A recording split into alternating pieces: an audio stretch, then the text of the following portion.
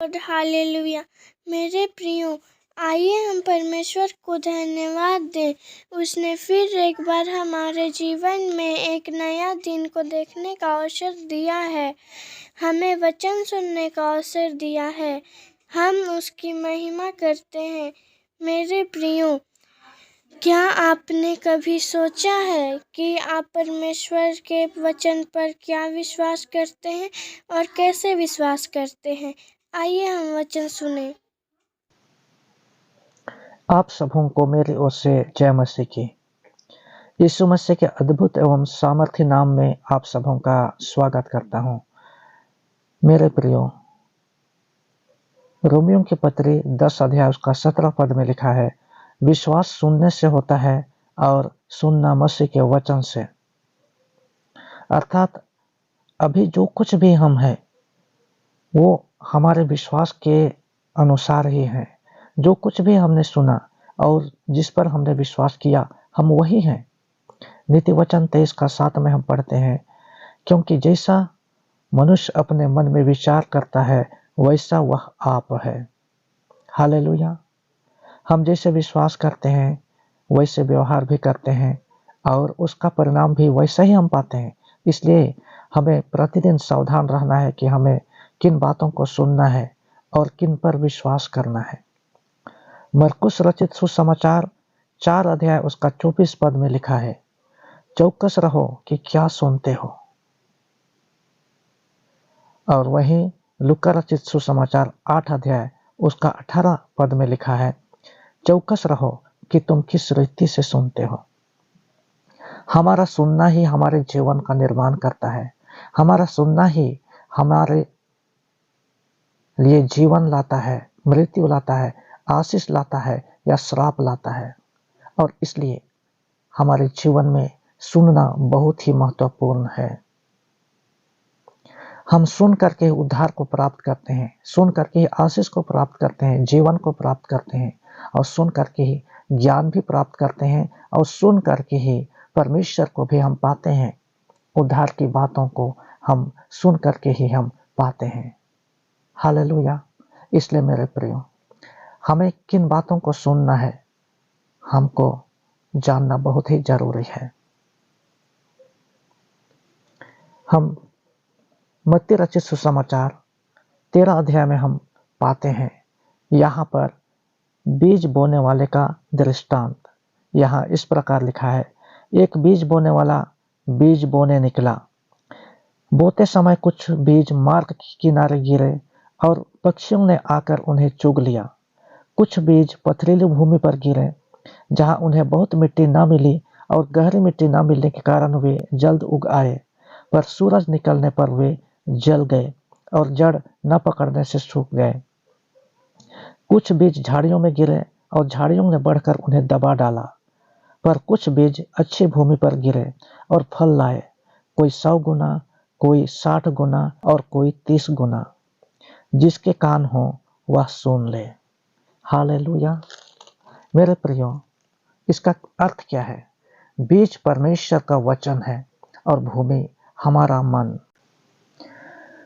पुराना नियम में मन को धोखा देने वाला वस्तु कहा गया है।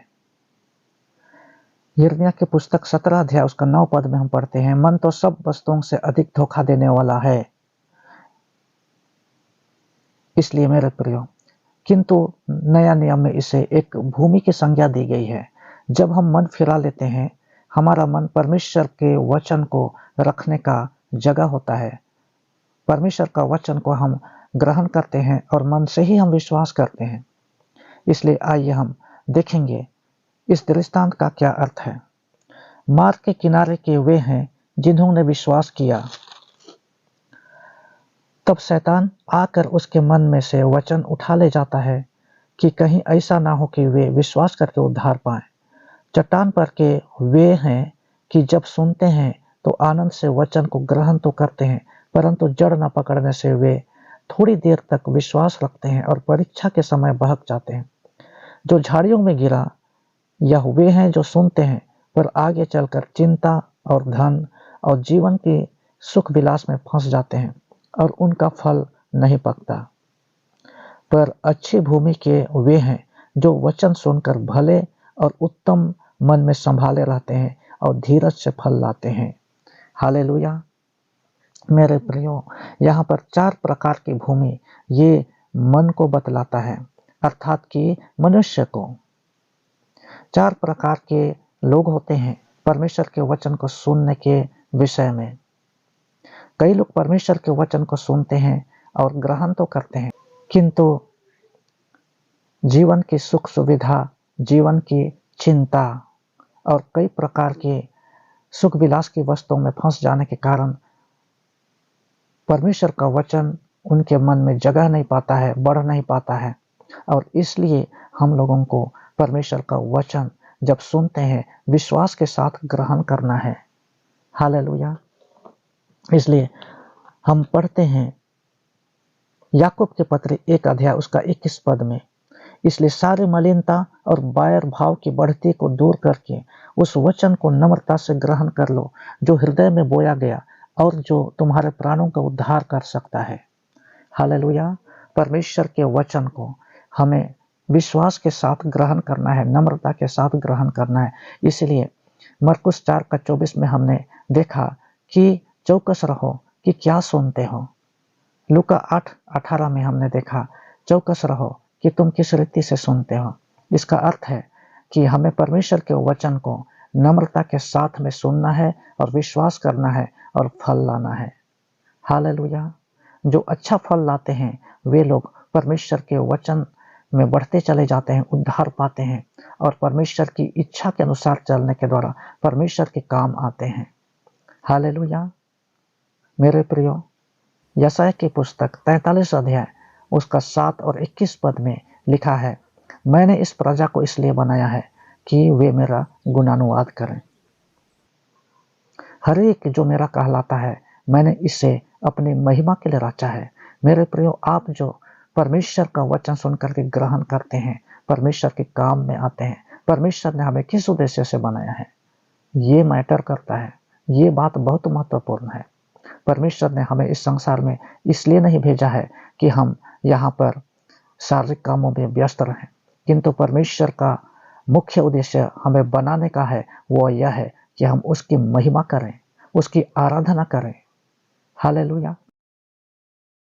मैं उम्मीद करती हूँ कि इस वचन के द्वारा आपको आशीष मिली होगी। ऐसे ही वचन सुनने के लिए आप हमारे चैनल को सब्सक्राइब कीजिए।